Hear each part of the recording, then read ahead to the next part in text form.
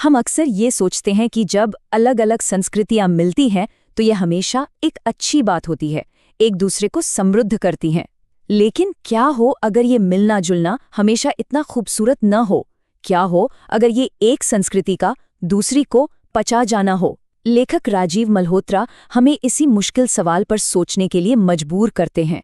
तो सवाल यही है कि जब कल्चर्स मिलते हैं तो क्या हमेशा कुछ नया और बेहतरी बनता है? आज की दुनिया में तो यही एक आम धारणा बन गई है ना? पर क्या ये तस्वीर वाकई में इतनी सीधी और आसान है? जरा सोचिए, योग आज दुनिया के कोने कोने में पहुंच गया है। हमारे खाने के दीवाने पूरी दुनिया में हैं। कला और विज्ञान में भी खूब लेन देन हो रहा है। ऐसा लगता है जैसे हम सब एक बड़े ग्लोबल विलेज का हिस्सा बन गए हैं। और सच कहूं तो ये सुनने में बहुत अच्छा लगता है। लेकिन तभी लेखक इस आरामदायक सोच पर एक जोरदार सवाल खड़ा करते हैं। वो कहते हैं कि भाई, जब कोई बाघ अपने शिकार को खाता है तो कोई ये तो नहीं कहता ना कि अरे वाह, पाचन के बाद तो बाघ और शिकार दोनों ही बेहतर के लिए बदल गए। ये बात हमें सोचने पर मजबूर कर देती है। क्या सांस्कृतिक मेलजोल हमेशा बराबरी का होता है, या कभी-कभी एक ताकतवर संस्कृति दूसरी को सिर्फ निगल जाती है? तो ये बाघ का भोजन वाली बात आखिर है क्या?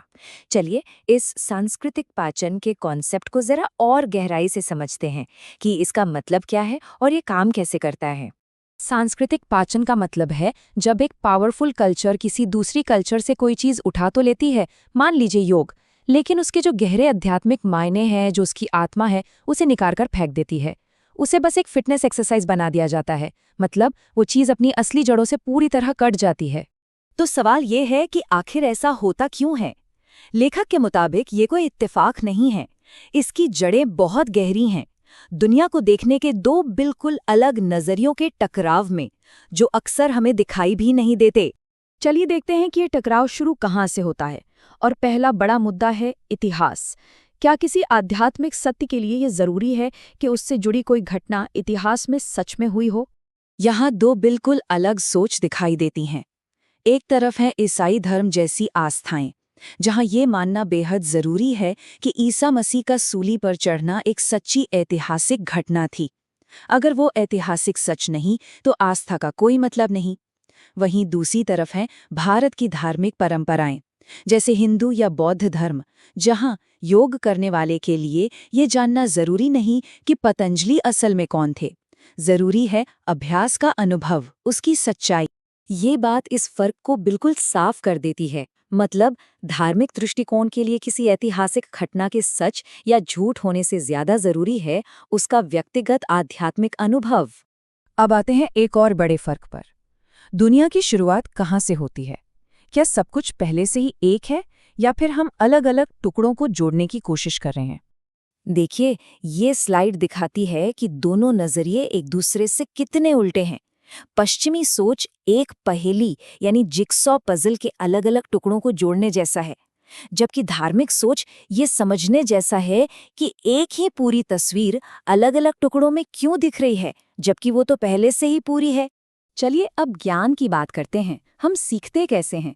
क्या ज्ञान सिर्फ दिमाग में होता है, या हमारा शरीर भी कुछ सीख और समझ सकता है? धार्मिक परंपराओं में शरीर को ज्ञान का एक बहुत जरूरी जरिया माना जाता है। योग के आसन सिर्फ कसरत नहीं है, वो शरीर के जरिए सच को महसूस करने का एक तरीका है। ठीक वैसे ही जब एक शास्त्रीय डांसर अपनी हर मुद्रा से कोई पौराणिक कहानी दिखाता है तो वो उसे जीवंत कर देता है। अब जरा इसकी तुलना संत पॉल के इस कथन से कीजिए, जहां शरीर को एक बंधन, एक कैद की तरह देखा जा रहा है। ये ज्ञान पाने के दो बिल्कुल अलग रास्ते दिखाता है। एक जो शरीर को अपनाता है, और दूसरा जो उससे छुटकारा पाना चाहता है। तो इन सब बातों का, इन सारे अंतरों का आखिर मतलब क्या निकलता है? इतिहास, एकता और शरीर को लेकर ये अलग अलग नजरिए हमें आखिरकार कहाँ ले जाते हैं? लेखक के अनुसार एक दूसरे को समझने के लिए हमें एक बिल्कुल नए तरीके की जरूरत है। हम अक्सर ये कहते सुनते हैं, अरे सभी धर्म एक ही बात तो कहते हैं, सबका रास्ता एक ही मंजिल पर जाता है। लेकिन ऐसा कहकर हम उन जरूरी और गहरे फर्कों को नजरअंदाज कर देते हैं जो हर संस्कृति को खास बनाते हैं।